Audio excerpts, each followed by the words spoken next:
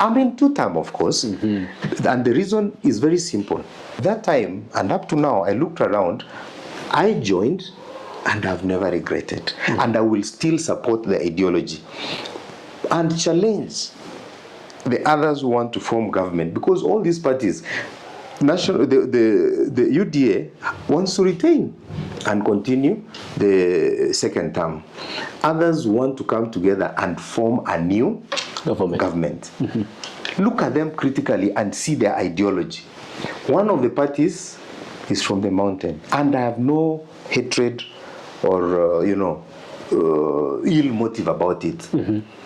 And their main agenda, especially their leader, is telling his people, kujeni pamoja, tuko wengi, we are about 7 million. Hii ni kura inatosha sisi kupata uongozi. I will now go to the Kisii region, for example. Our son also was given a party. Of course, he doesn't have a lot of strength in the Mount Kenya region. But, he's telling, let's galvanize, let's form, let's coalesce around this. Then, so that we can have strength to meet others on the table. The same people you want to meet on the table are already undermining you in broad daylight.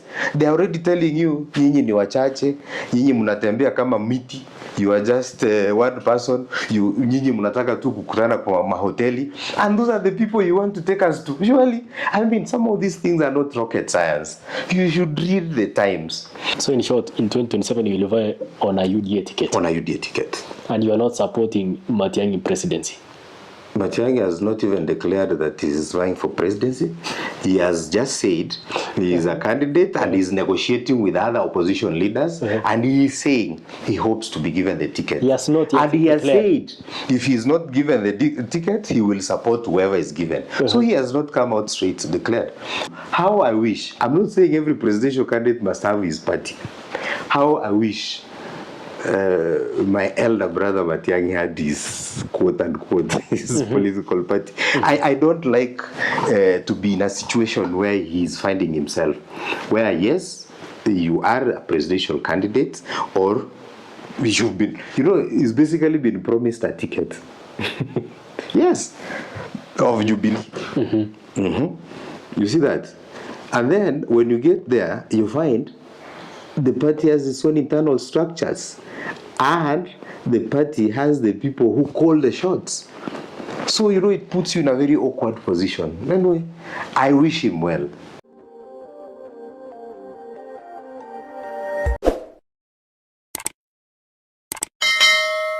Mheshimiwa Daktari Felix Atisa, karibu ndani ya Sema na Manoti, ndani ya Manoti TV. Karibu sana. Asante sana my brother Manoti, na asante kwa kunikaribisha kwa Manoti TV. Vile umesema, mimi naitwa Dr. Felix Atisa. Dr. Atisa ni daktari ambaye ni consultant gynecologist based hapa Nakuru. Na pia nafanya kazi na county government ya Baringo. Nimefanya kazi udaktari by December this year takuwa nimefikisha mwaka wangu wa 20 katika hiyo kazi yangu ya udaktari ambayo najivunia sana. Thank you so much kwa kuweza kutukaribisha hapa Nakuru Specialist Hospital hapa mjini Nakuru. Lakini sio hilo ambalo limelete hapa hivi. Kuna kitu ambacho unamezea mate. Cha kule Kitutu, Chache North. Ni South. Kitutu, Chache South. Labda tebu tueleze kwa kifupi who is Felix Atisa. Thank you my brother. So vile nimewaeleza, katika ile kazi yangu ya udaktari pia nimeweza kutumikiwa nafasi mbalimbali na hapa mahali tuliko ni ofisi yangu katika Nakuru Specialist Hospital, ambapo pia mimi ndio the founding chairman of the hospital. Katika kazi zangu za kuhudumia wa Kenya, na sana sana katika ile kitengo yetu ya madaktari ama katika Doctors Associations. Pia nimepata chance ya kuserve wenzetu ama wenzangu katika profession kama chairman ya Kenya Medical Association Nakuru, mahali nilifanya nikamaliza my 2 terms, and by December last year nika hand over to my other colleagues. And as a gynecologist pia nimekuwa chairman ya gynecologists katika South Rift, ambapo nilisimamia 5 counties, na pia nikamaliza term yangu early this year February, na nika hand over the mantle to my colleague. I have also been privileged to serve in different institutions in Nairobi, Kenyatta National Hospital, where I also trained. Nimeserve Baringo County, nimeserve Bungoma County. I have also served in several private and mission hospitals where my services are needed. Like everyone else, the desire to lead, leadership, and being part of leadership processes is part of me from an early childhood to primary school, high school, and even in the university when I was both in my undergraduate and postgraduate. And just to mention, hata tukifanya ile postgraduate, now when I was specializing to be a gynecologist, I was also privileged to be what we call the chief resident. Chief resident ni yule ambaye anasimamia wenzao. And all this was not by choice or by chance. It is the privilege my colleagues gave me to serve them. And I don't take it for granted, and I thank them.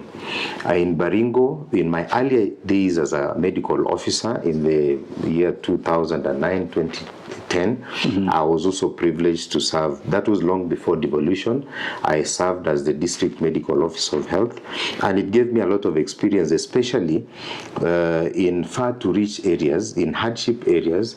At a very tender age, I was able to interact and get to learn how government worked. I came face to face with real hardship, but somehow I was able to, in my own way, touch the people I interacted with. I came face to face with problems with the childbearing and motherhood, and I think that also propelled me to the wish to become a gynecologist. So I've been serving in this position. Na vile mnajua kwetu nyumbani kwangu, I'm a resident of Kisii County. Hiyo hata nilikuwa nataka nikuulize umezaliwa wapi, umesomea wapi? Nimezaliwa katika county ya Kisii. Constituency yangu ni Kitutu Chache South, ambayo ninajivunia sana. Ward yangu inaitwa Nyakoe Ward. Nimelelewa na kuzaliwa katika kijiji kinachoitwa Bonyagatanyi Rioma. That is my home village. In my earlier days, I schooled in the primary schools of Kisii. I went to a school we call St. Joseph Nyabururu. That is why I started my nursery school. I later graduated to Kanunda Primary School, where I studied from class 1 to 3. Then I went to Kyoge Primary School. Najua watu yangu wa nyumbani wanazijua hizo shule zote. Where I was there for just 1 year before I went to St. Mary's Primary School, Mosocho. St. Mary's Boarding, Mosocho, a well-known school in the country, in the Republic of Kenya. And from there, I completed my KCPE in 1994 and progressed to Kanga High School to pursue my secondary education level. From Kanga High School, I completed my KCSE, nilimaliza ile mtihani ya Form 4 in 1998. And I thank God I did very well. I was a top candidate from Kanga High School, and that time it was under Migori County. I was also topped as the best student from the Migori district then. As a top student from Migori district, and I think I was the 10th or 11th overall in Nyanza province, I got a chance to study medicine at the University of Nairobi. I did my Bachelor of Surgery and Bachelor of Medicine, and in the year which I joined in the year 2000, and in the year 2015, 6 I completed and started my internship at Nakuru Provincial General Hospital, PGH. From there nimefanya hiyo kazi yote, nimesema udaktari mpaka vile tunaendelea. Later nikarudi kufanya masters at the University of Nairobi to specialize in obstetrics and gynecology, nayo pia nikamaliza 2014 ambayo tunaendelea sasa, nikaendelea na kazi mpaka saa hii. Na kuongezea tu, kugusia tu kidogo, pia nilibarikiwa kuwa mwalimu, na najua iko wanafunzi wangu ambao wananisikiza. Wewe ni daktari, wewe ni mwalimu? Mwalimu wa madaktari. I was a high school teacher, and I was the head of department in mathematics and chemistry. Where? Those days, we had schools that were run by the board members. Now, this used to be a school called CP. CP means Care Program. It is now a public institution. It is called St. Patrick's CP. I was honored after completing my KCSE. That was in 1998. You know, those days, we used to stay home for 2 years before we go to university. So within those 2 years, we could do so many other things. So I was a board employed teacher to tutor the young ones. So when I joined the school, I actually taught for 2 years, 1999 and 2000, before I joined university. And I must proudly say that some of my students are also watching me here. As a head of department in mathematics and chemistry, I tutored students who made it to the university. 2 of them are also doctors like me. Others are also serving in different sectors of the economy, and others are also able leaders. Some of them are also vying for various positions, I know, in my constituency, especially at the MCA level. So yes, I felt like I should also mention that bit of the information. Mko mwalimu, wewe ni daktari sasa hivi, na pia wewe ni kiongozi.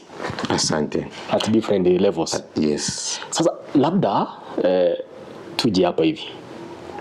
Kuna kitu ambacho unakimezea mate kule nyumbani. Asante, my brother. Mbona unataka kurudi nyumbani? Yes, thank you, sir. So, kuna ule msukumo kila mtu anakuanga nao.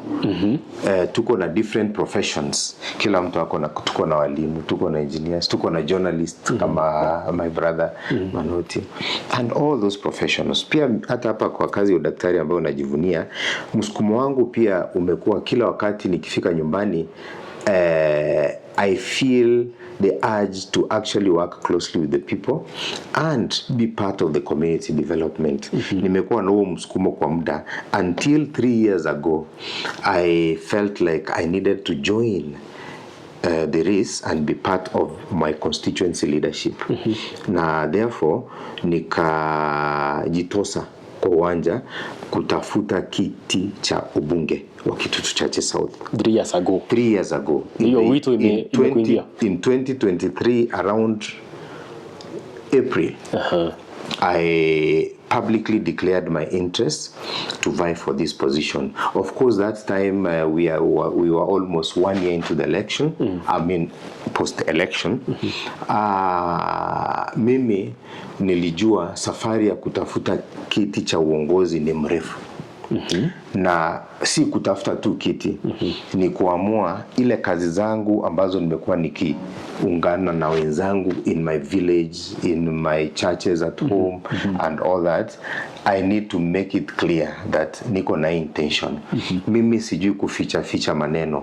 Nikisema my brother, mimi nataka tufanye hivi, sijui kuficha na hivi na hivi. So I declared my intention very early. Of course, some people thought it was too early, but I think it has come to pass, because hiyo miaka walisema ni mbali, sasa ni kama imekwisha. And in any case, I always say this, hata mtoto akianza shule, tuseme secondary school, anaanza form 1, form 2, lakini ile mtihani atakuja kufanya ni 4 years later. So hata mimi nilijua next year tarehe 10 nitakuja kufanyi tarehe 10 mwezi wa 8 nitakuja kufanyishwa mtihani. So I had to start preparing myself early. Nikamaliza 2023 ni kama form 1, 2024 nikamaliza form 2, 2025 nimemaliza form 3, 2027 nitakuwa nafanya tu revision, alafu watu wangu wa Kitutu Chache South watanifanyisha mtihani. Na nitumie nafasi hii kusema leo ni tarehe 10 mwezi wa 8. Labda kabla tuje hapo hivyo, yes, kuna gap uliona ndio kasema hii watu wa Kitutu Chache South ni kama kuna vile waongozi vizuri? Thank you. Tumekuwa na viongozi na uongozi tofauti kwa constituency yetu ya Kitutu Chache South since independence. We had our first member of parliament, alikuwa anaitwa Dr. Sagini. The second member of parliament akakuwa Dr. Zakari Onyonka. Then tukawa na both are late, Dr. Sagini and Dr. Onyonka, may their souls rest in peace. Then we had Jimmy Angwenyi, who led us for some time before the constituency was split. Bado hako na ni mzee wetu ambaye tunajivunia. Then later constituency ikawa split. Sasa tukawa kutoka ile Kitutu Chache mzima, sasa tukawa na Kitutu Chache North na Kitutu Chache South. So kwa South tukawa na our first member of parliament alikuwa ni mheshimiwa ambaye ni senator wetu kwa sasa, Mheshimiwa Richard Onyonka. So he became our first member of parliament as Kitutu Chache South. And then pia alituongoza kidogo tukiwa the one constituency which was Kitutu. Then baadaye 2022 tukawa senator alituongoza for 3 terms, and then tukawa sasa na the incumbent or the current member of parliament ambaye tulimwelect 2022 ambaye ni rafiki yangu Anthony Kibagendi.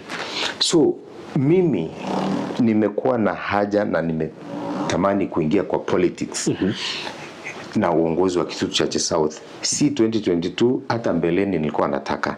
But saa zingine nilikuwa najihisi kwa sababu ya masomo, kazi pia.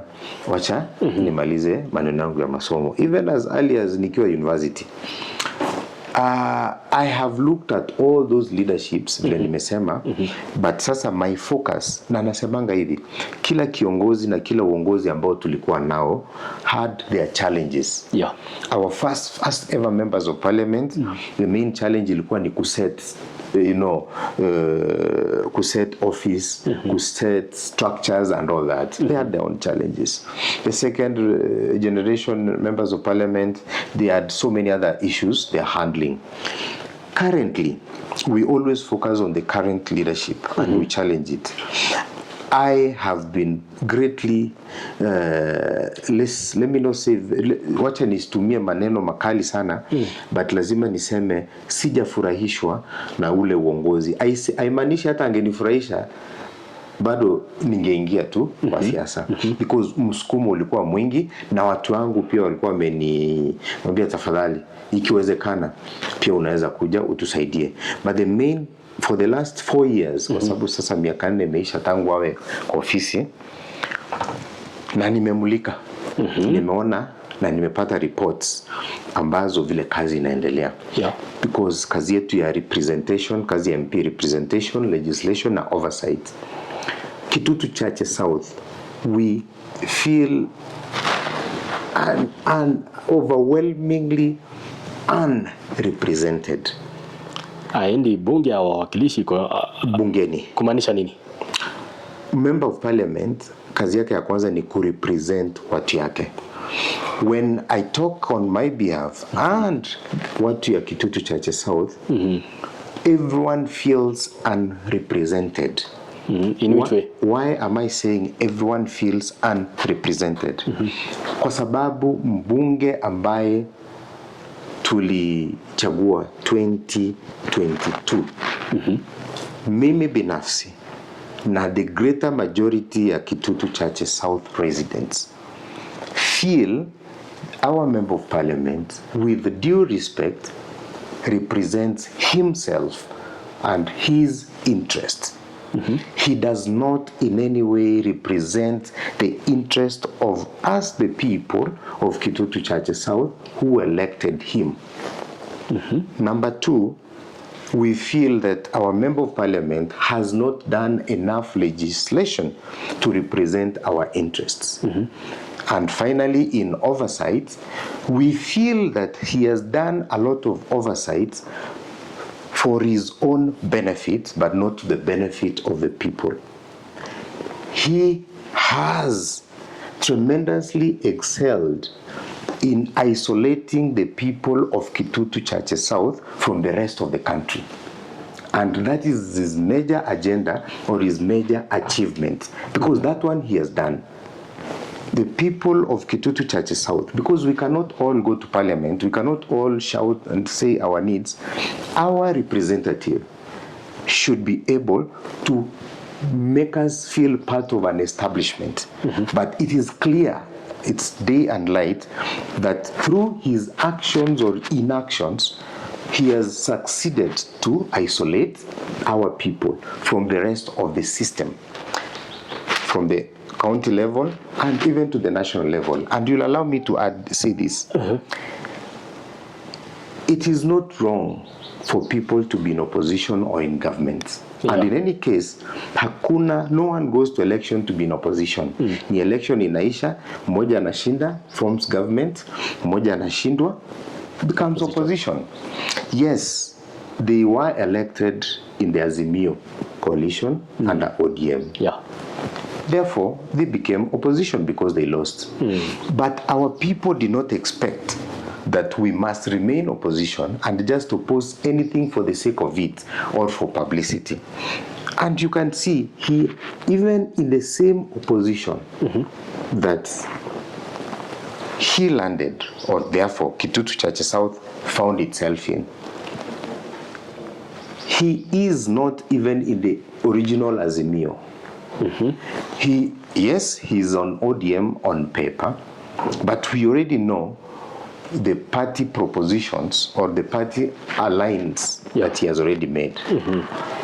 I will say this, and it's there in public media. If he claims that government is bad or government has not done ABCD, of course everyone has a right to criticize.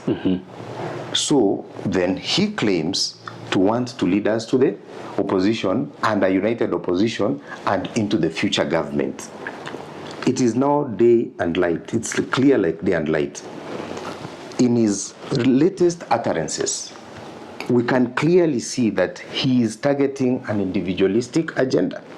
Because even in that opposition, he is again leading troops to exit. You saw the verbal attacks he made to Rigathi Gachagua and other opposition members, claiming that they can as well move out of opposition. So first, he has made sure we are not, and we are isolated from government. When you come to the county politics, he's at loggerheads with the governor, accusing and attacking and abusing the governor 24 hours. It is his right, isolating us from county government. The MCAs, we have 5 wards, therefore 5 MCAs.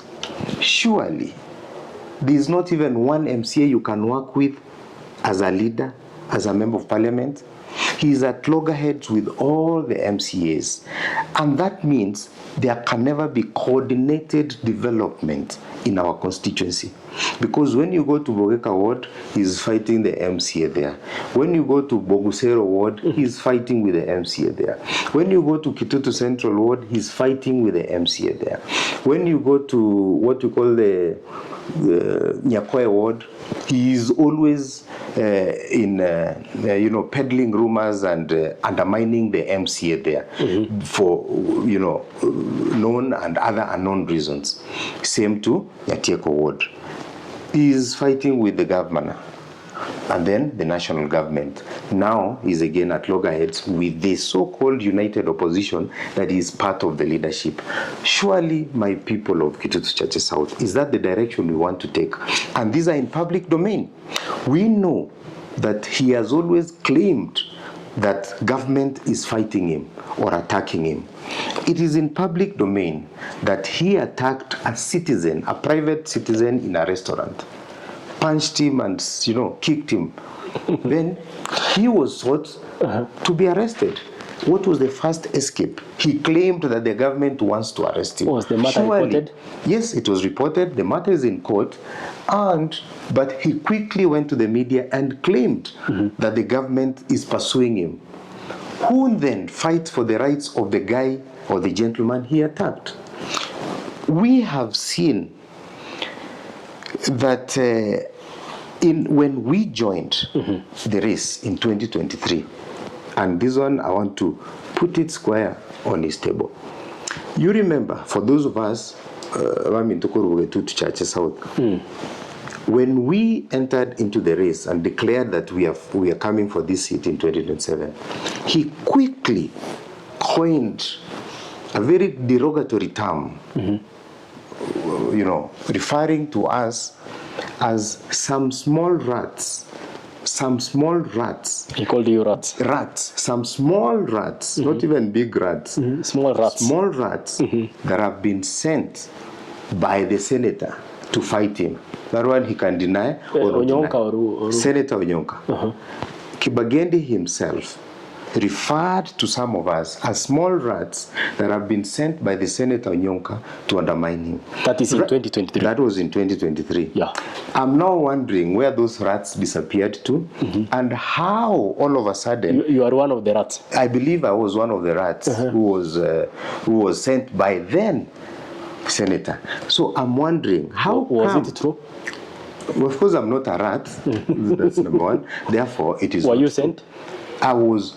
The leadership that I'm trying to bring to Kitutu Chache South is for the people and by the people. It is inborn and it is meant to take us to the next level. So the question is, how come that the same senator who purportedly, as per Kibagendi, had sent some small rats to fight him, how come now he is in dalliance with him? Did those rats just simply disappear? Of the latest attack is on some of us who are seeking this electoral position in 2027. He went to the media, I think a week ago, and claimed that the government, led by His Excellency William Ruto, has sent some small boys to come and fight him in the constituency of Kitutu Chache South. Small boys? Small boys, meaning myself and maybe others. Small boys to fight him in the constituency, sent by the government of Dr. William Ruto. So one thing I want to remind Kibagendi is this, maybe just forgot. The president does not, and is not a voter in Kitutu Chache South. So claiming that the president is coming to send small boys to get you out, I think it is a misconception. The president, the last I checked, votes in his home in Sugoi, and he has one vote, just like you, Kibagendi. So when you claim that some people have been sent to fight you, I just want to remind you that the election cycle is very clear. No one needs to be sent to fight you. Every 5 years, there will be an election, and new leaders will emerge. And if you perform well, you may be re-elected. Has he performed? And I'm going to highlight, he has totally underperformed, but he has to thrive in chaos. He has to try and disorganize everyone. He has to try and make people, fight, so that he may find a reason. And he must also try and look for a perceived or whether a real or perceived wave, so that he can ride on and survive in the next election. So I want to make it very clear to him that he is the biggest beneficiary of government. When he claims that government has sent small boys to fight him, the government led by Dr. William Ruto, he should know that first and foremost, he's a member of parliament. Therefore, he has a salary paid by the government of Kenya. Of course, not by Dr. William Ruto, but by the government of Kenya. So he's the biggest beneficiary of government. He runs a CDF kitty worth 200 million plus every year.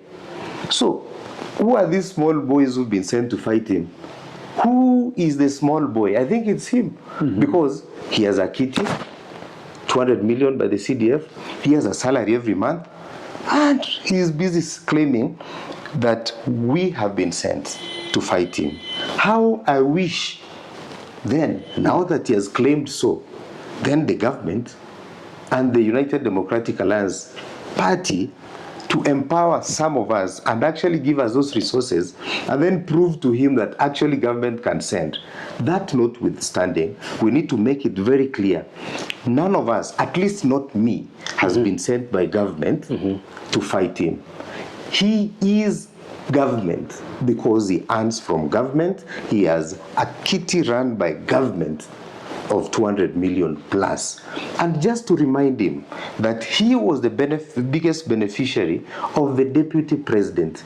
He was his youth director when the president was the deputy president for 4.5 years. So the current president supported him. So if there's a beneficiary of government, it's him. So to turn around and claim that some of us have been sent and use derogatory terms like small boys. I wish he knew who is referring to small boys. Because we know how small boys look like.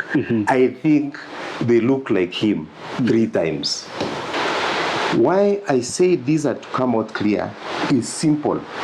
He has persistently deviated from his core responsibilities to just be a fighter of, as he claims, fighting for people's rights, fighting for people's development and interests, while he's just doing all this for showbiz and politics in order to win hearts of the innocent Mwananchi of Kitutu Chache South. So I want to appeal to the people of Kitutu Chache South. Do not be used as a stepping stone. Do not be used as a briefcase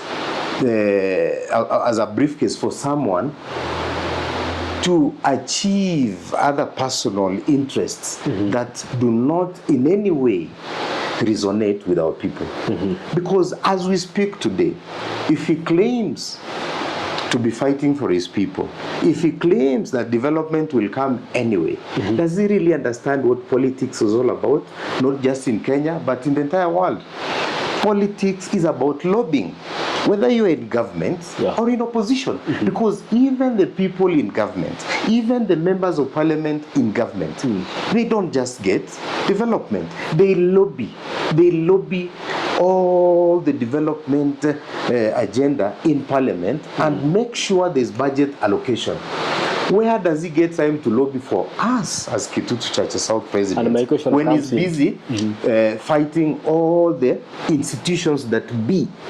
You see, in this day and age, in my constituency, and just to mention in 1 minute, Kitutu Chache South is town. Is cosmopolitan. 60 to 65% of Kisii town is in Kitutu Chache South. So what do I mean? When you mention Kitutu Chache South, you are basically in town. And growing up, we could just walk to town and back. People in Kitutu Chache North, just to mention, because they are our brothers from the north, were regarded as a rural constituency, a rural place where no one even wanted to be there, especially when it rains. But as we speak today, I'm not saying Kitutu Chache North has gotten 100% of tarmac road, but I can bet you can walk in open shoes in any weather, whether it's dry or raining season like now, and you will not even be hampered in your movements. Growing up, people from, when it rained, people from Nyakoe could not access Marani Center or Marani Market, for example. But now it's tarmac through, courtesy of the push by the Member of Parliament for Kitutu Chache North. What has happened to South? South is quickly turning into a rural constituency, which should not be. Because you are in opposition. And the only reason he keeps saying is because we're in opposition. I mean, Raila Odinga was in opposition for the longest, but the kind of development we always see going towards his place is enormous. So this deja vu confusing people that because you're in opposition we will not get development is just a scapegoat so that it keeps on utilizing our resources unabated. And remember, the noisiest of them all sometimes is the biggest thief, but they will use the noise to camouflage themselves. I steal from you or I stab you and I start chasing, making a lot of noise and appearing holier than thou, just to disguise the community, to disguise everyone and feel as if I am the defender of the people. That is the kind of drama we are experiencing in Kitutu Chache South. Kwa hivyo, in short, you are saying in Kitutu Chache South ni drama na vipindi. Thank you. You summarized it. Hakuna maendeleo. Hakuna maendeleo. There are villages. In those 4 years, he has been in the area MP. Villages without electricity. 1 to 10, unampa ngapi? 3. 30%. Yes. Hauna huruma kwa jamaa yetu. We have villages without electricity, impassable villages, poor roads, even just the normal maram roads, poorly maintained, no drainage, but money has been spent on those roads. Most of our classrooms are dilapidated. I've been to several of them. Our mothers still, they cannot access clean water, and a few, and I will mention them, a few boreholes that he claims to have, pushed for drilling are dry even before they were commissioned. And the reason was very simple, because they were hurriedly done just to siphon out funds for other uses. And when we talk about, I use this such a forum to also do what I call civic education. Yes, health is devolved, and health is not a member of parliament's function. Yes, himself and others have really championed and claimed how the current system of SHA is bad and theft and all that. The only problem or the only rider I bring on is, what is the counter solution to our people in the meantime? Because he knows he has a cover. Our people have no cover. As much as there is or there could be perceived fraud in this system, what is the solution to our people?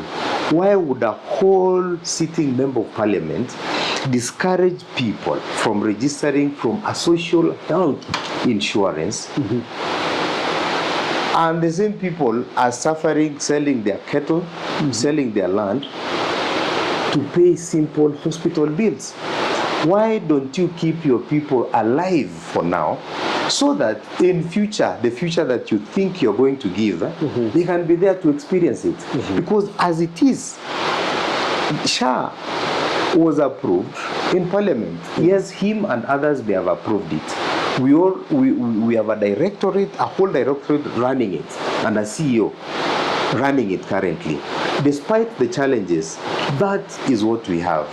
Why would I tell my mother, or why would I not register my mother?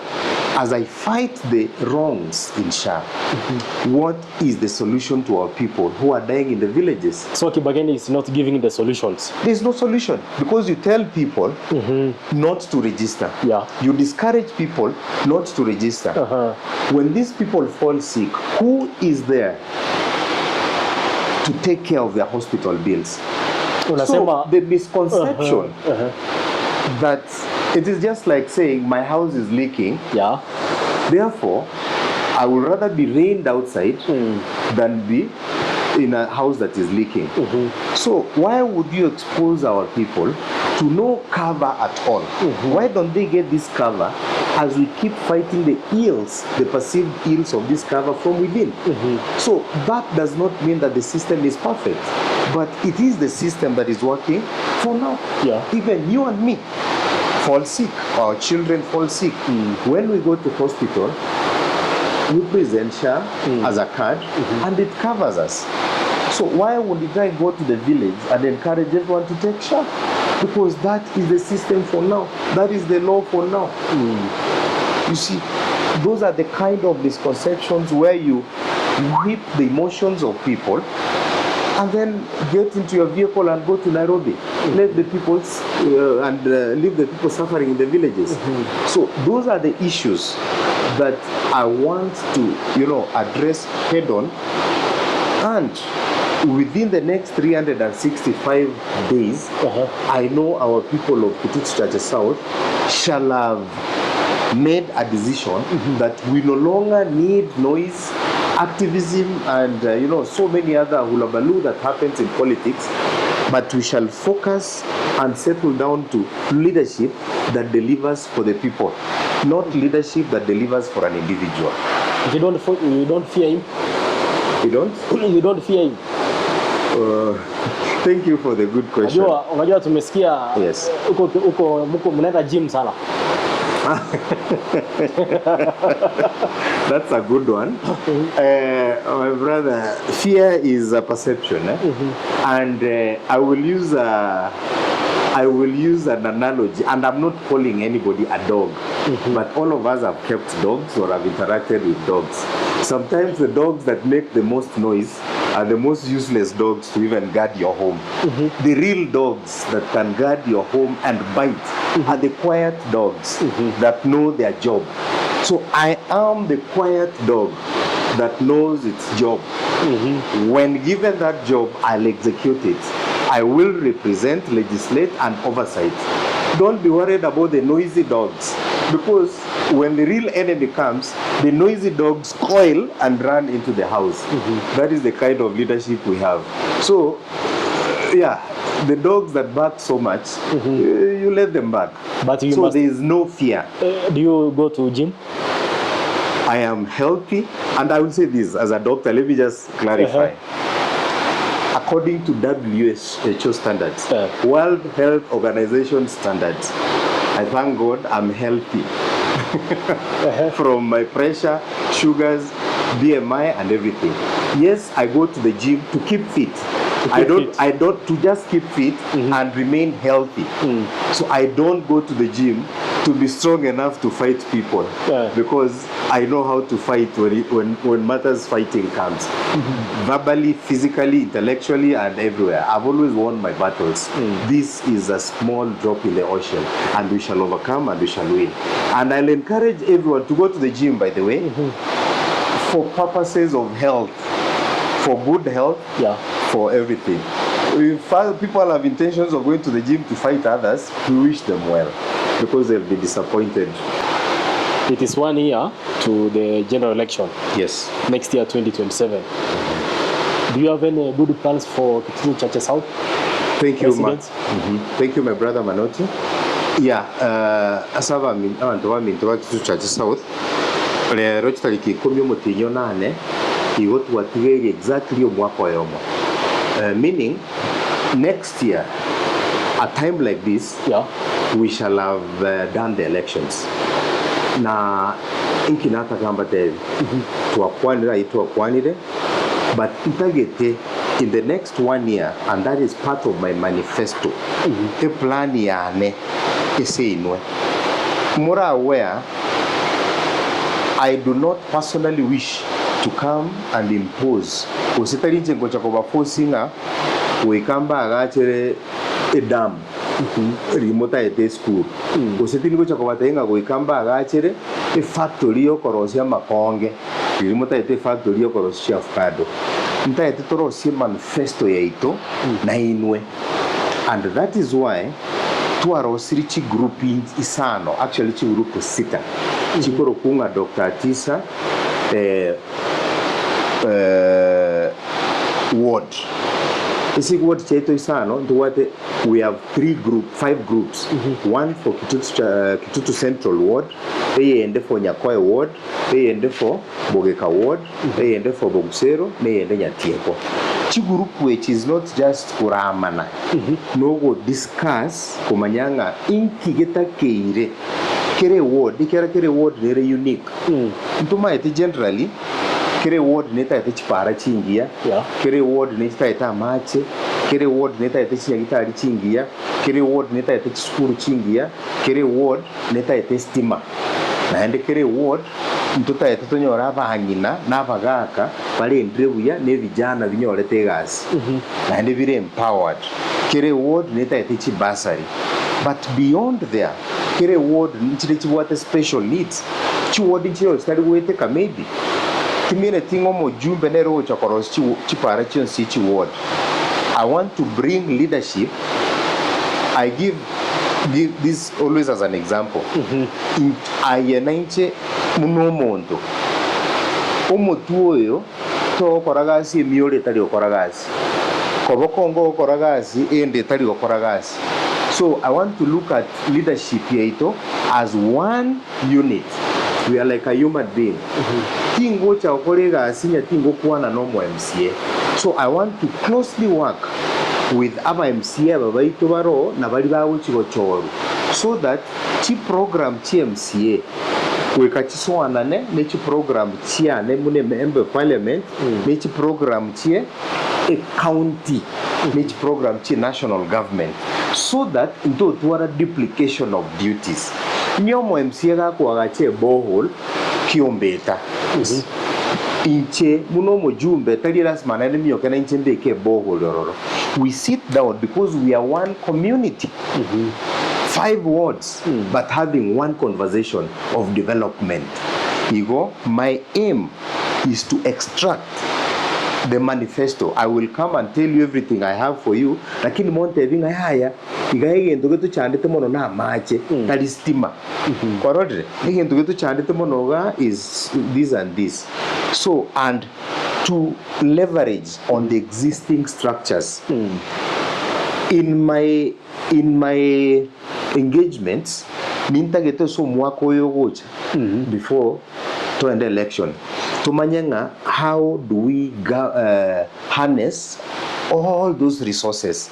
Chibesa chigo to mu say ward is a county, is a CDF na national, so that tole entamagendero. I will closely work with a governor or Norio Chigochoro, whether I will be in his party or not his party. At the end of the day, abantu mbaligo chigo care, mbaligo kuminga nyarebe na nyarebo choru amagendero batagete. I must closely work with the current president and the president of the future. Ekera abantu baluge tutu. At the end of the day, na magendero batagete. Nyali chikoli atebirenga chiskuru chionsipi chibasari chigo chigweterese omo CDF office. Chibasari chianekare chiikire service yane. Wikakero omwana oli ogwende konyole basari anyole. I will not discriminate nga oyo ngina goseisa tanga agereti kura. Ikera mwana taagete kura. Na endo mwana should not be mwana neli raika. You cannot let the child suffer just because the parent did not vote for you. And remember, that child you let to suffer will end up being your son-in-law or your daughter-in-law, because these children will meet in the university, will meet in colleges. Mwana olikuwali ne basari. Let me warn you, that same child will end up in your household. So treat every child equally. That is what my leadership envisages. Mwana ta yorali no basari, whether they vote for me or not. Na haruike nyoruge ito, na hataruike nyoruge ito. Chigazi, serikali, I talked about the youth and Gen Zs, for example. I love them. Keep pushing, keep hitting hard, so that our current leaders and future leaders get to be accountable. However, I must say this, our youth and even our middle-aged and the elderly, serikali tekwana na kirumonte gasi. it is not possible. Sure. But the government creates an enabling environment so that the private sector can also come in and create jobs. I will also try at my level best, at the constituency level, to attract even other investors, NGOs, and well-wishers to establish businesses and more businesses in the constituency so that they can employ more. However, chigasi chirinke chikuru uwe serikali, chigasi munobo skali, ubuami, Kenya Forest, Kenya Wildlife, NYS, ubualimu, and so many other, ubu driver, ubu whatever. I will make sure as your representative na intumu na Kitutu Chache South gwikatonya orege tariye to kelike bwenerete. There is no way sitauza. Thank you for asking me that. We know leaders who go and lobby. Bakwenda baterango maeta antu bitumba chandegete nini, which is good. They lobby. Bae wa mabagatano to not buy kariabo for the people. Yeah. Pama yoika mate umongiranya goteteri bageri to 300,000. Umongino no ni obolemo oba 300,000 pama komwali bageri gosesa jina nde ba komwa. Ubuno bugo choni tutaite gukura Kitutu Chache South and even beyond. Inyama bagatwa suguma twaewa mabagatano amabaga bitukunya bagana buya kere ward yenye wali bagali ayeri melimo. Tuiso korego na ntonyora mabaga 10 we distribute it. I will make sure alimake twanyora usalimake abwenete goche Kitutu Chache South uikache Kitutu Chache South na enda egwaba abage Kitutu Chache South equally and fairly. That is my bond. A URO, I must do it. I feel pained that our people never bagelimu usabere and then dia manya konigo usiria manya kuiru sota manyeti. It's unfair. And then abantu bama kuira na bate banga intuma etinturi kohegwa okoba tukurwani serikali neme kone menge obokora and ogutongaina. Maybe our job, your key pillars, key development pillars. My main agenda is infrastructure. Our roads must be passable. Electricity. And passable means in the same spirit of lobbying. If we are given even 60 kilometers of roads, tarmac, we will tarmac quite a number of roads. The Maram roads must be well done with drainage and maintained. Very important because when someone gets sick at midnight, the road is impassable. The ambulance can't get there. Like the government launched the national ambulance system, ambulance they go and all that. So have we helped our people? So road and road network. Number 2, electricity.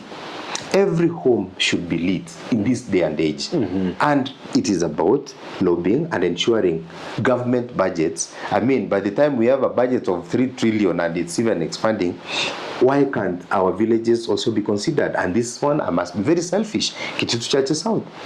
Number 3, water. And not just water. Again, in medical terms, potable water. Potable water means clean water for domestic use and animal use. But water is devolved. Yes, thank you. It is devolved. What is my role? Is not to fight the national government, is not to fight the governor, or is not to fight the MCA. Is to bring my MCAs together. Na wategaki ikinyoreke match tayo na kitucha kuume okora. Pande yuma ido mugavana wangiro gotoigwa mate togende tomorrow. We go and book an appointment, sit with the governor. Tomate ima iga governor tebanga aki budget itrava. So to push. That's how budgets are made. We push what in the next financial year aki wano tobekere no nebisima bine. And that's how it's done. So bantumba chako tebanga here devolved, here national kuebisera. Eliso ndigo tebanga umaite no gutokubwente kuigwa nyo gutokuigwa angatinyoreti accident ukorongo tebanga umaite yenda nero yagerete ndageri if yakene gelinda kugorongo gosuka inya chimioro chitijete no na maisu za korra. So we must endeavor to just imagine leadership is like a human being. We must work together knowing ekiarege kubutoka you are handicapped. Elisori koumia, you are handicapped.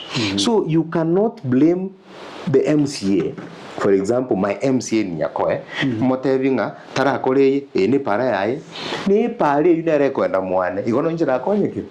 So I must work with them. I must work with all leadership in order for mwananchi to get services. That is the leadership I want to bring. I don't want to bring leadership of blame game. Ngati even to be akore kanrebia aka paraga korosigwa segete umenyokote banga akaniche na suguma akarosigwa. Aya umezungumza dirietara arosigwa. Ngoma etiane ine anyareve.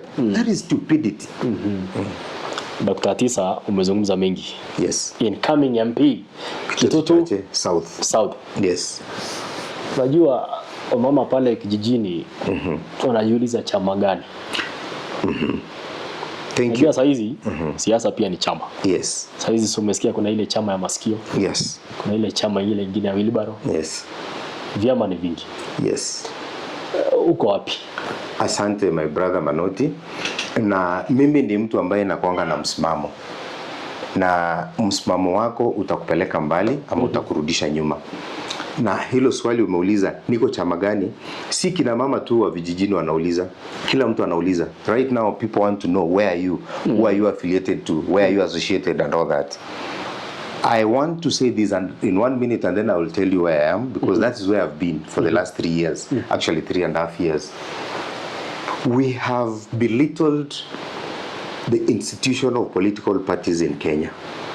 We have made them personal briefcases for people to advance their personal agenda, gain whatever they want to gain and disappear.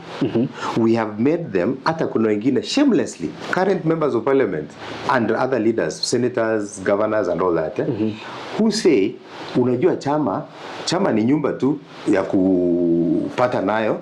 Nasema ni meli tu ya kuvuka ngambo yes. Can you imagine?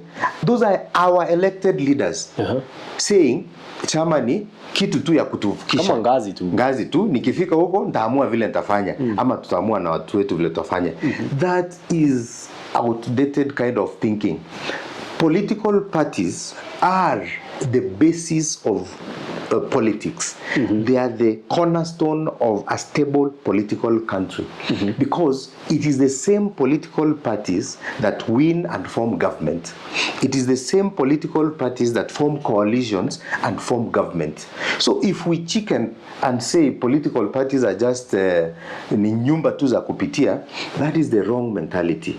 We must aspire as Kenyans to create stable, national, strong political parties based or rooted in ideologies, focused in developing this country and alleviating the pain and suffering that our people are going through. That said, when I joined politics, now active national politics, I joined the party, the current ruling political party, the United Democratic Alliance. That was in 2023. Visited the national office and I was received by the then Secretary General, Malala. Cleophas. And the entire national team and my team. I registered and became a life member of the United Democratic Movement. I have not resigned from that, and I have not stopped supporting that kind of ideology. I have remained steadfast. I have done what I could be able to do within the law and within the confines of our ruling party. I have maintained the ideologies of the party and have maintained and expressed myself in a manner to protect the integrity of the party. I am not about to move because I have not had any reason to leave. And therefore, as we speak today, I know there are many political formations. There are people in all those political alignments. I want to tell Kenyans, look at every of those leaders into their eye and tell them, you are in party XYZ. What does that party stand for? What does he himself as a leader stand for? What does he want for his people? How prepared are they to actually form government? Because you cannot form a government as an independent candidate. You must be within a political establishment. You can see what has been happening. And I wish all my brothers in the other opposition, the United Opposition, well, because they are my brothers. I respect all of them, both in Kisii region and beyond. But let's be honest. wanasema malumbano ni kawaida katika siasa. Yeah. But are they sincere when they want to, take a whole community and tell them, let us go in this direction? A few months, weeks down the line, they start telling the same community that unajua hata hapo pia tunaweza toka. So are they sincere, or are they just looking at their own interest? Because they are looking at, I know politics, you must look for ways of winning, but also win with people's interest at heart. These people are just coalescing around an individual who they think has created enough euphoria so that this individual can help them whip emotions over our people and therefore gain power. After they gain power, they will not care about this individual. They will move on. For them, they just want to secure their seats, and others want to retain their seats, and others just want to gain power, and that's it. So in short, they are in two-term. But they are, two-term, of course. And the reason is very simple. When you look at the two arrangements and where I have been from the word go, from the time I joined active national politics, we also look around. Ni kama tu, when you want to buy land, clothes, or shoes or anything, you shop around. Yeah. You have the option of forming your own political party. I had that option, but I thought I'm not able. Then you have to look around and say, which party should I join? I know our people, we have regionally oriented parties, tribal oriented parties, or, very few are ideologically aligned parties. So when that time and up to now, I looked around, I joined, and I've never regretted. And I will still support the ideology and challenge the others who want to form government, because all these parties, the UDA wants to retain and continue the second term. Others want to come together and form a new government. Look at them critically and see their ideology. One of the parties is from the mountain, and I have no hatred or ill motive about it. And their main agenda, especially their leader, is telling his people, kujeni pamoja, tuko wengi, we are about 7 million. Hii ni kura inatosha sisi kupata uongozi. I will now go to the Kisii region, for example. Our son also was given a party. Of course, he doesn't have a lot of strength in the Mount Kenya region, but he's telling, let's galvanize, let's form, let's coalesce around this, then so that we can have strength to meet others on the table. The same people you want to meet on the table are already undermining you in broad daylight. They are already telling you, nyinyi ni wachache, nyinyi mnatembea kama miti, you are just one person, nyinyi mnataka tu kukutana kwa mahoteli, and those are the people you want to take us to. Surely, some of these things are not rocket science. You should read the times. Someone telling you, unatembea kama mti, unakuja kunegotiate kwa hoteli na hauna watu, and that is the same person you want to take us to. Yeah, surely. So for me, I'm comfortable. I'm in the ruling party, and we also have our own internal democracies. We have my colleagues and friends who are also vying from the same party, and we know at the end of the day, when the party primaries are done and the dust settles, one candidate, one of us will be given the ticket and fly the ticket and meet other friends, other brothers in the ballot. But most importantly, what I want to urge my people, South, what I've always told them, listen to me, I'm your brother, I'm your son, I'm your uncle, I'm your cousin. Let us reason together. Let us develop a manifesto that befits Kitutu Chache South. Let us build our constituency together. Where you think I'm going wrong, I'm open, like an open book. Talk to me. Advise me. I'm always open. I'm not the alpha and the omega, and I'm not the custodian of all knowledge or all that is supposed to be done in Kitutu Chache South. Tushikane pamoja. Mimi pia muniambie hapa tutembee safari na Mungu akitujalia we make our constituents better for now and for generations to come. So in short, in 2027 you will vote on a UDA ticket. On a UDA ticket. And you are not supporting Matiang'i presidency. Matiang'i has not even declared that he is running for presidency. He has just said he is a candidate and is negotiating with other opposition leaders, and he is saying he hopes to be given the ticket. He has not yet and he has declared. said if he is not given the ticket, he will support whoever is given. So he has not come out straight to declare.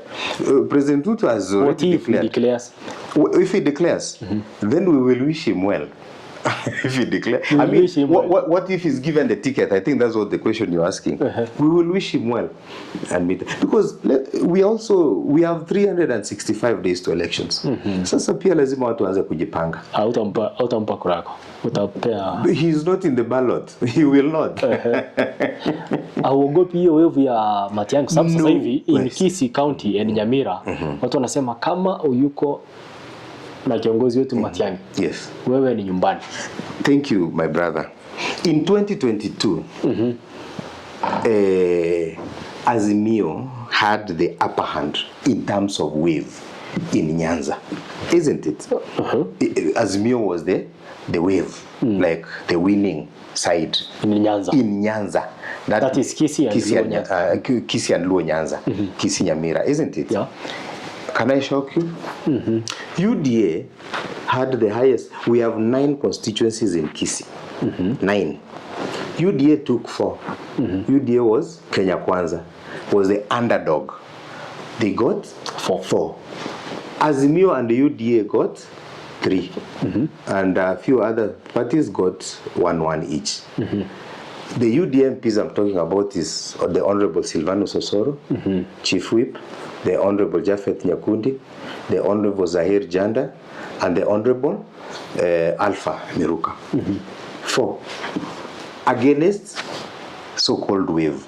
So this wave thing is an ideology of a few individuals to try and suit their interest so that they can whip emotions and let everyone think that this is the direction. But our people have come of age.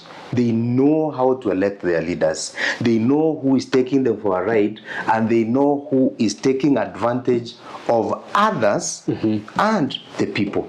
There are people who are taking advantage of one leader who seems to be likable. They're saying, I think among this gentleman is liked. Let me hang to him, or let me tag along. That gentleman is also bright. He has a brain. He knows people are tagging along. I am not a person who tags along for interest of, imagined or real. I come out as a fighter. I've always been a fighter.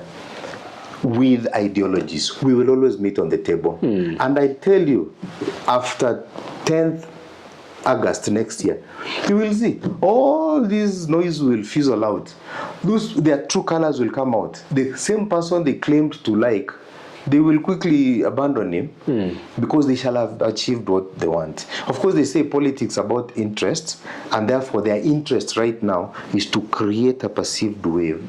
Therefore, they can ride on that wave and proceed, get whatever they want. My interest is the people. Whether I will be in government or out of government, my people must get the roads, the water, schools, health, electricity, and many more. Jobs must be created and jobs must be given. That's what matters. There are people whose interest is just to win elections. I just want to tell them, politics is not the end of the world. Leaders will be elected, elections will come and go. Let them relax. Let them give us the ideas. Let us engage the people. Let us talk to the people. Inchenima etawa ndoa mintoba buge tutu bantegerete na ndembagendere gontegerera. Ntopangane torosi orogongorwa itorubwenere.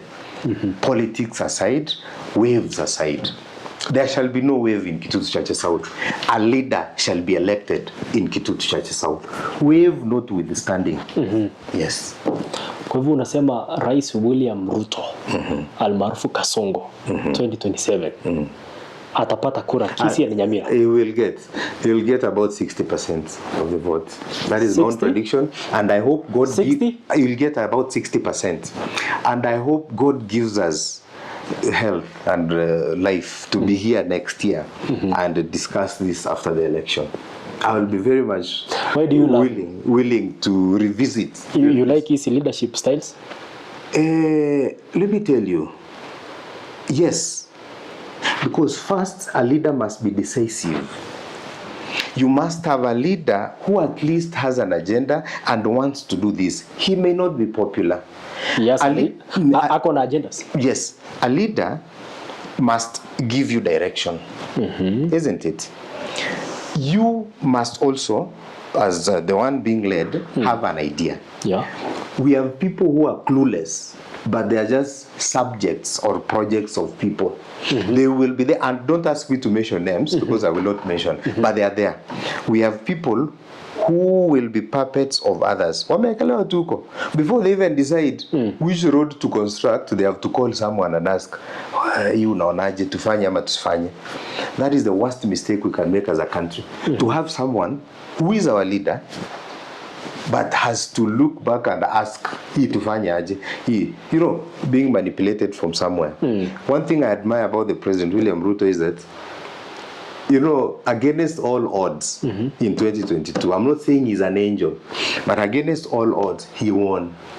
He won against an entire system that had been catapulted to bring him down. Let us give respect where it's due. He floored them.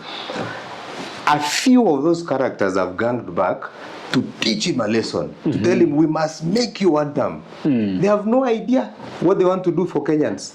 Get me right. They have just ganged up out of vengeance. They want to say, this gentleman, we must teach him a lesson. Who does he think he is? We must make him one term.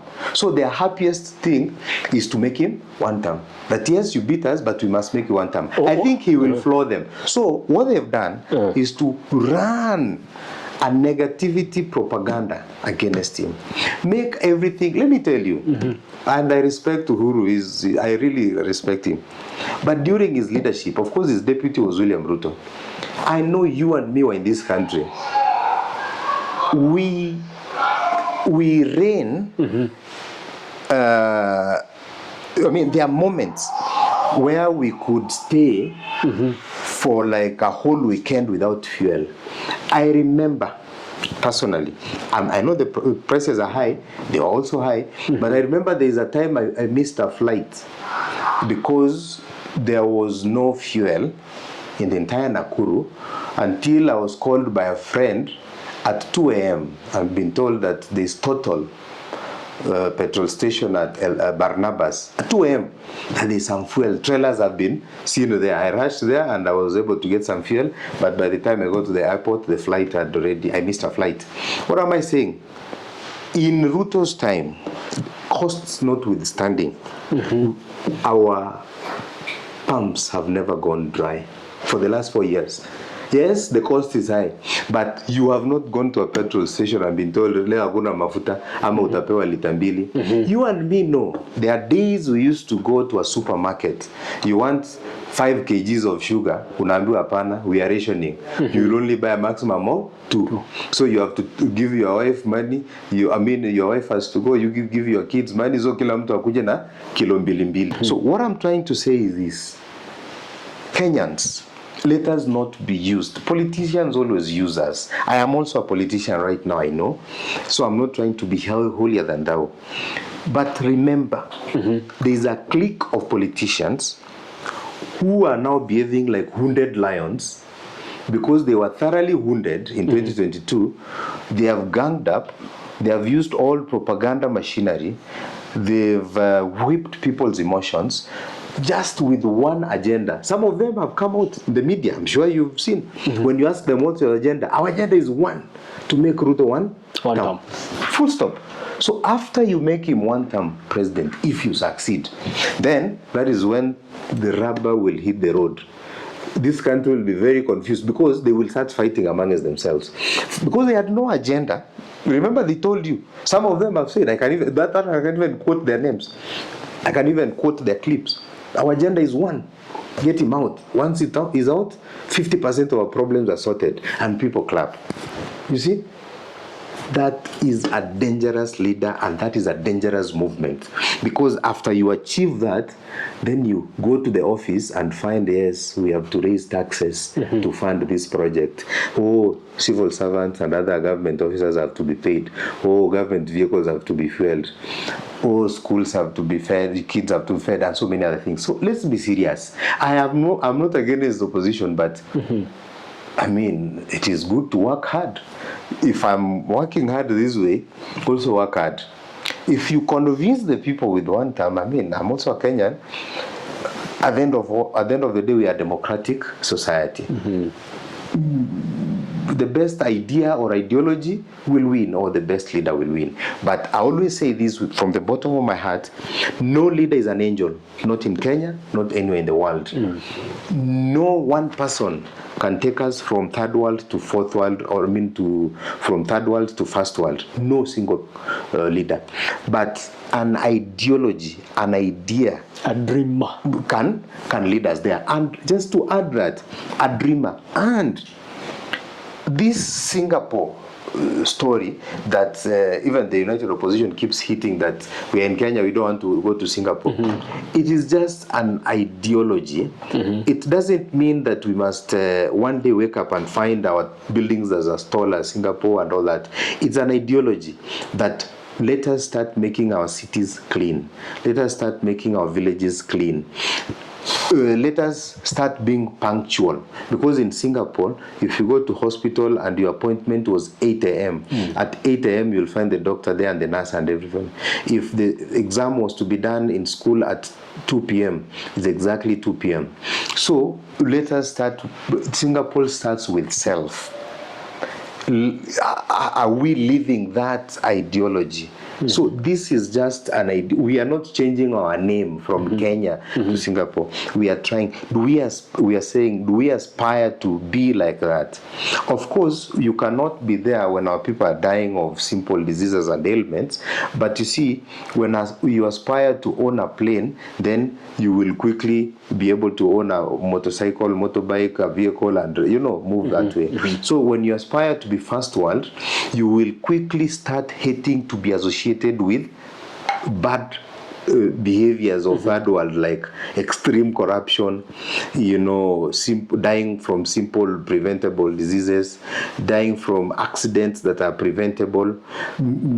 I'm happy a few of our Matatu circles, I will not mention some of them, but a few have actually started that ideology, that you can actually get to their bus stop, and if your Matatu is leaving at 7, at exactly 7:01, it will set off. That is the kind of first world thinking. So this idea that it's not just about buildings, it is a whole thought process. It's a change of mindset. And I think what the president is trying to do is to call upon Kenyans of goodwill to start having that change of mindset. It starts from somewhere, it will end somewhere, and it will not end in 2 terms or 1 term or 3 terms. It's an ideology that can be carried for generations to come. Mau Mau did not just begin one day and kicked out Muzungu.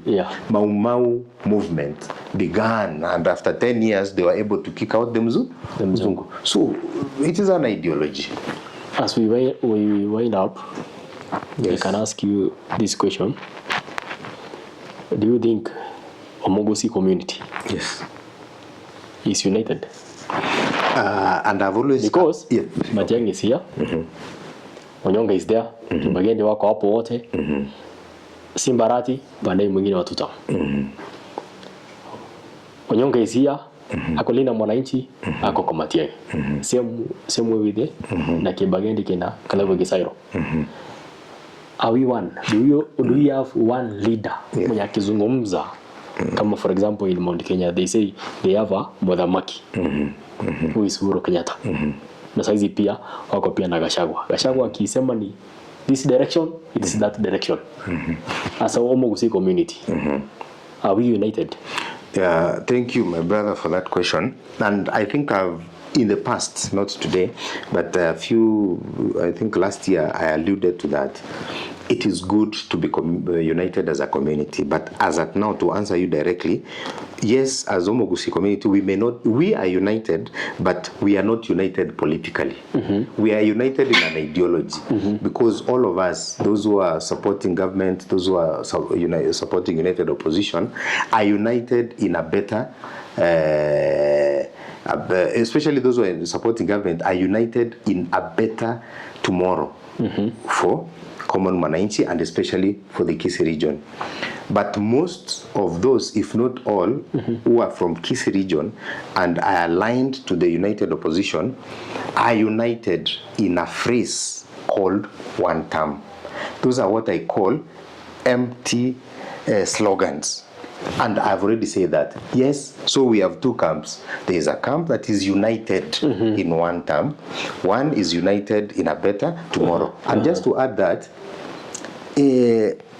how I wish, but they have their king. Yes, and each of them, Matiang'i. yes, and each of them has their own leader. Each of those camps. How I wish, because we are not short of leaders. As we speak, and I said this before, Kisii region has two counties, Kisii and Nyamira. Yeah. So we have two governors, we have two senators, we have two women reps, and then we have almost, is it 15 or 16 members of parliament elected, and of course, others nominated.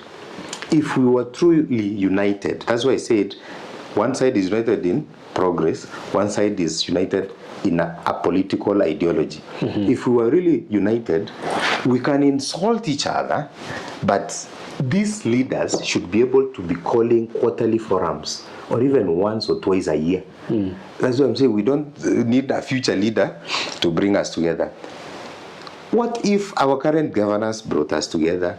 We know we are in different political affiliations with a lot of humility and respect. Then we sit as a people.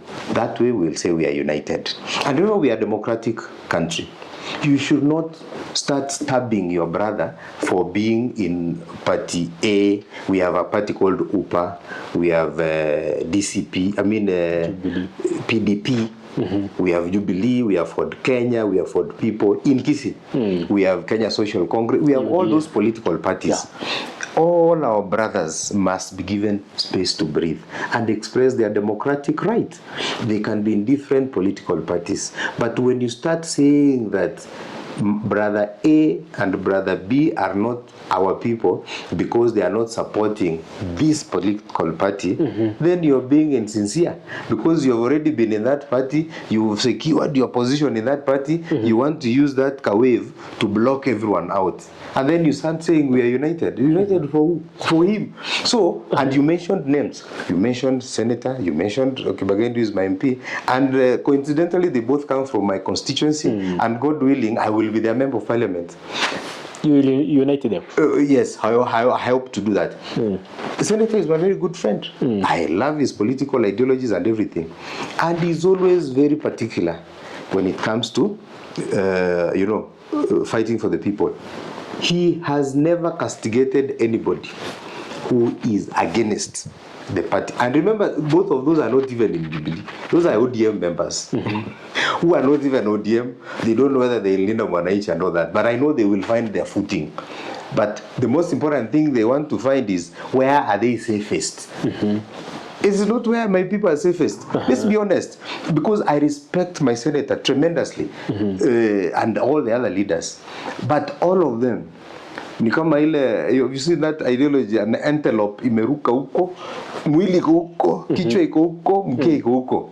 So this is a clear epitome of a leader who is trying to find not where they will win or where they will take their people. These are leaders who are there for self-preservation. They want to find where they are safest. Are we safest in Jubilee camp? Are we safest in ODM or broad-based? Or are we safest in, that's why you find them everywhere. Sometimes I like Gachagua, by the way, though I didn't vote for him and I wouldn't vote for him, but I like him. At least he has a stand. If you're not in DCP, if you're not, it's okay. From yako tukutane kwa debe. That is good.